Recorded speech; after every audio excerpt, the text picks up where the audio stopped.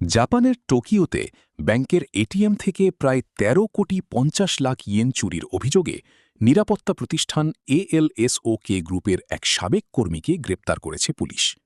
গ্রেপ্তার হওয়া ব্যক্তি হলেন ৫৭ বছর বয়সী ওয়ামা তসুয়োশি। পুলিশ জানায়, ওয়ামা টোকিওর চুও ওয়ার্ডের একটি ব্যাংকে এটিএম থেকে নগদ অর্থ সংগ্রহ ও হিসাবের দায়িত্বে ছিলেন। গত বছরের ডিসেম্বর মাসে বছরের শেষ দিকে দায়িত্ব পালন করার সময় তিনি এই চুরির ঘটনা ঘটিয়েছেন বলে অভিযোগ রয়েছে।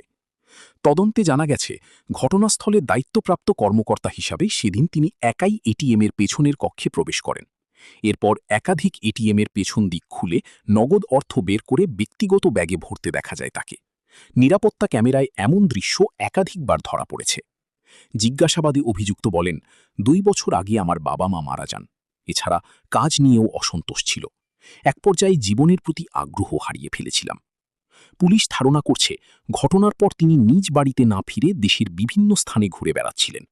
প্রায় ৬ মাস পর চলতি মাসের ১০ তারিখ কিয়োতো প্রিফেকচার থেকে তাকে গ্রেপ্তার করা হয়। পুলিশের কাছে তিনি আরও বলেন, অনেক টাকা চুরি করে বিলাসী জীবনযাপন করতে চেয়েছিলাম। তদন্তে জানা গেছে, চুরি করা অর্থের একটি অংশ বিলাসবহুল পণ্য কেনা ও ঘোড়দৌড়ে বাজি ধরার কাজে ব্যবহার করা হয়েছে। কিয়োতোর একটি হোটেল কক্ষ থেকে চুরি হওয়া অর্থের প্রায় অর্ধেক উদ্ধার করা হয়েছে।